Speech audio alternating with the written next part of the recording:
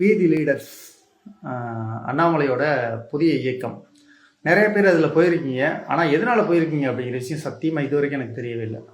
ஏன் அப்படின்னு கேட்டிங்கன்னா, அவர் கட்சியுடைய பாரதிய ஜனதா கட்சியினுடைய கொள்கை சரியில்லை அப்படின்னு சொல்லிட்டு போகலை. இங்கே இருக்கிற பாரதிய ஜனதா கட்சியினுடைய தலைவர்கள் முற்றிலும் சரியில்லை அப்படிங்கிற வார்த்தையவும் அவர் முழுசாக பயன்படுத்தலை. மேலே உள்ளவங்க அந்த பாரதிய ஜனதா கட்சியினுடைய தலைமையினுடைய மொழி இங்கே உள்ளவங்களுக்கு புரியல அப்படிங்கிற மாதிரி ஏதோ ஒரு விஷயத்த சொல்லியிருக்காரு. எனக்கு ஒரு கேள்வி இருக்குது. அவர் சங்கத்திலேயோ வேறு ஆர்எஸ்எஸ் சித்தாந்தத்திலிருந்தோ வரவே இல்லை. அதனால் அவர் போகிறாரு. நீங்கள்லாம் எதுக்கு போகிறீங்க அப்படிங்கிற விஷயம் எனக்கு தெரியவே இல்லை. ஒரு லீடர் பின்னாடி போகிறீங்க அப்படின்னா அது உங்களுடைய மனநிலை எப்படி இருக்குது அப்படிங்கிறது என்னால் சிந்திக்க வைக்குது. என்ன அப்படின்னு கேட்டிங்கன்னா, அவர் போகிறாரு அப்படின்னா அவர் 2020 கட்சிக்குள்ளே வந்தார். ஸோ ஒரு 5-6 வருஷம் பயணம் பண்ணார், போயிட்டார். சங்கத்துக்கும் அவருக்கும் எந்த தொடர்பும் கிடையாது என்னை பொறுத்த வரைக்கும். ஆனால் நீங்கள்லாம் சங்கத்தில் இருந்து பாரத் மாதாக்கு சொல்லி இந்த நாட்டை நம்ம ஒரு முன்னோடி நாடாக கொண்டு வருவோம், அதாவது நரேந்திர மோடியினுடைய கரங்களை வலுப்படுத்துவோம், அப்படி இப்படின்னு என்னென்னமோலாம் சொன்னீங்க. ஸோ அதெல்லாம் நம்பி நிறைய பேர் உங்களுக்கு நிறைய பொறுப்புகளை கொடுத்து இங்கே உட்கார வச்சு உங்களை அழகு பார்த்துட்டு இருந்தாங்க. அதெல்லாம் தாண்டி நீங்கள் போயிருக்கீங்க அப்படின்னா உங்களுடைய நோக்கம் என்ன அப்படிங்கிறது எனக்கு சத்தியமாக தெரியவில்லை. ஏன் அப்படின்னு கேட்டிங்கன்னா, இப்போது எடுத்துக்காட்டுக்கு நீங்கள் எல்லாரும் என்ன சொல்கிறீங்க அப்படின்னா, அண்ணாமலைக்கு சரியான இது கொடுக்கல, அவருக்கு முக்கியத்துவம் கொடுக்கல, அவர் ஓரங்கட்டப்பட்டார் அப்படின்னு சொல்கிறீங்க. 2020 முதல் முறையாக அண்ணாமலைக்கு பாரதிய ஜனதாவுக்குள்ளே வரும்போது அவர் மாநில துணைத் தலைவர். அதுக்கப்புறம் 2021 நடந்த சட்டமன்ற தேர்தலில் அவருக்கு சீட்டு கொடுத்தாங்க. அரவக்குறிச்சியில் நின்று தோத்துட்டாரு. ஆனாலும் கூட அவருக்கு மாநில தலைவர் பதவி வழங்கப்பட்டது. அதுக்கப்புறம் கோயம்புத்தூரில் அதுக்கு அடுத்து நடந்த பாராளுமன்ற தேர்தலில் அவருக்கு சீட்டு வழங்கப்பட்டது, தோத்துட்டாரு. ஆனாலும் கூட அதுக்கப்புறம் 5 மாநிலத்திற்கான எஸ்ஏஆர் பொறுப்பாளராக அண்ணாமலைஜியை தேசிய தலைமை நியமித்தது. சில வெளி மாநிலங்கள்லேயே போய் அவர் பிரச்சாரம் பண்ணார். வேறு யாருக்குமே அந்த வாய்ப்பு கிடைக்கவே இல்லை. அதை தாண்டி கிட்டத்தட்ட பார்த்திங்கன்னா ஒரு 100 தொகுதிக்கு மேலே தனியாக பிரச்சாரம் பண்ணுறதுக்கு அவருக்கு மட்டும் வாய்ப்பு கிடைச்சது. மாநில தலைவர் கூட திரு நயினா நாகேந்திரன் அவர்கள் கூட கிடைக்கல. ஆனால் திரு அண்ணாமலை அவர்களுக்கு அந்த வாய்ப்பு வழங்கப்பட்டது. தனி ஹெலிகாப்டர் கொடுத்து அவருக்கு பிரச்சாரம் பண்ண வச்சதுக்கு காரணமே அவர் பெரிய லீடர், அவரால் முடியும், அவரால் எல்லாமே செய்ய முடியும் அப்படிங்கிற நம்பிக்கையில் தான் தேசிய தலைமை அவரை ஒரு சின்ன மாநிலத்துக்குள்ளே அடக்கக்கூடாது, அவர் தேசிய லெவலில் வரணும், அவர் பெரிய லீடராக வரணும் அப்படிங்கிற ஒரு நோக்கத்தோடு தான் தேசிய தலைமை அவருக்கு இந்த வாய்ப்புகள் எல்லாம் வழங்குச்சு. சரியோ தப்போ தெரியல, அவர் ஏதோ ஒரு முடிவு எடுத்திருக்காரு. சரி, மகிழ்ச்சி, அவர் போயிட்டாரு. ஆனால் நீங்கள்லாம் எதுக்கு போனீங்க? ஏன்னா முத அண்ணாமலைஜி கட்சியை விட்டு வெளியில் போகும்போது எல்லாருடைய மனநிலையும் எப்படி இருந்ததுன்னு எல்லாருக்குமே தெரியும்.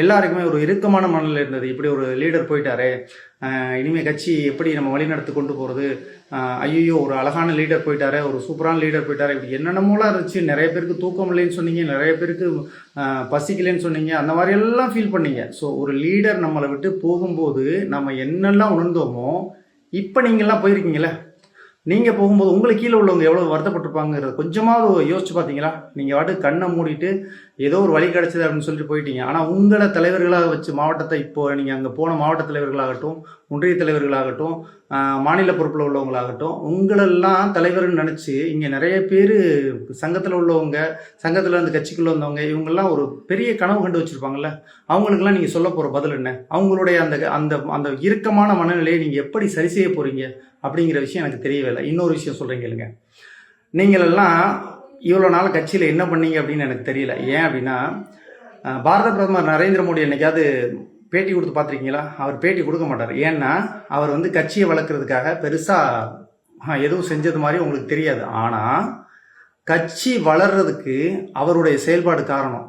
எந்த வகையில் அப்படின்னு கேட்டிங்கன்னா, சிறந்த நல்லாட்சி கொடுத்து அவருடைய நிறைய திட்டங்களால் மக்களுக்கு செஞ்ச சேவைகள்னால இன்னைக்கு நாடு பெரிய அபரிவிதமான வளர்ச்சி கண்டிருக்கு.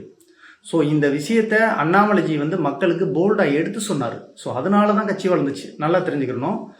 முழுக்க முழுக்க பாரத பிரதமர் இந்த நாட்டோட வளர்ச்சிக்கு பாடுபட்டு இந்த நம்மளுடைய சித்தாந்தத்தை வளர்த்து இந்த நாட்டு மக்களுக்கு என்னென்ன செய்யணுமோ எல்லாத்தையும் பார்த்து பார்த்து பார்த்து பார்த்து செஞ்ச அனைத்து விஷயங்களையும் அண்ணாமலைஜி மக்களுக்கு எடுத்து சொன்னார். அதனால் அவரும் வளர்ந்தார், கட்சியும் வளர்ந்தது. அவர் கட்சியை வளர்க்கலை அப்படின்னு யாருமே சொல்ல முடியாது. கட்சி வளர்வுல அவருடைய பங்களிப்பு அபரிவிதமானது, நான் இல்லைன்னா சொல்ல மாட்டேன். ஆனால் அண்ணாமலைஜி போன உடனே நீங்களும் போகிறீங்க அப்படின்னு என்ன அர்த்தம் அப்படின்னா, என்னால் கட்சி வளர்க்க முடியாது அப்படிங்கிற நம்பிக்கை இழப்பு உங்ககிட்ட இருக்குது. அண்ணாமலைஜி போயிட்டாருன்னா இந்த கட்சியை வேறு யாரும் வளர்க்க முடியாது அப்படிங்கிற ஒரு எண்ணம் இருக்குது. நான் என்ன கேட்குறேன் அப்படின்னா, கட்சி பெரிய தேசிய கட்சி இன்னைக்கு கிட்டத்தட்ட ஒரு 3 பீரியட் ஆட்சியில் இருக்க கட்சி, அது செய்த சாதனையை உங்க ஏரியாவில் நீங்கள் எடுத்து சொல்கிறதுக்கு உங்களுக்கு திராணி இல்லை அப்படின்னா நீங்கள் இப்போ இவ்வளோ நாள் கட்சியில் என்ன பண்ணிக்கிட்டு இருந்தீங்க? நீங்கள் கட்சியில் வந்து ஒரு பெரிய தலைவர் தான் வந்து இந்த கட்சியை வளர்க்கணும் அப்படின்னா அப்போ நீங்கள்லாம் இந்த கட்சியில் எதுக்கு இவ்வளோ நாள் நீங்கள் இருந்து என்ன பண்ணீங்க? உங்கள் ஏரியாவில் பிரதமர் செய்த நல்ல விஷயங்களை திட்டங்களை அழகாக எடுத்து சொல்லி கட்சியில் ஆட்களை நீங்களே சேர்த்துருந்தீங்கன்னா இந்நேரம் கட்சி வேறு மாதிரி வளர்ந்துருக்குமே. அவரால் மட்டும்தான் முடியும் அப்படின்னா நான் ஒரு கேள்வி, அவர் கிட்டத்தட்ட 5 வருஷத்துக்கு முன்னாடி இருந்தார், அதுக்கு முன்னாடி நீங்கள் கட்சியில் இல்லையா? அவரை நம்பி தான் கட்சிக்குள்ளே வந்தீங்களா? அப்போ உங்களுடைய நோக்கம் என்ன? யாராவது ஒருத்தர் வந்து கட்சியை வளர்க்குறதுக்கு ஒரு தலைமை பண்போட காத்திருப்பார், நம்ம அவங்க பின்னாடி போயிடலாம் அப்படிங்கிறது உங்களுடைய எண்ணமா? அப்போ உங்களுக்குன்னு தனிப்பட்ட திறமை எதுவுமே இல்லையா? இப்படிங்கிறதா என்னுடைய கேள்வி.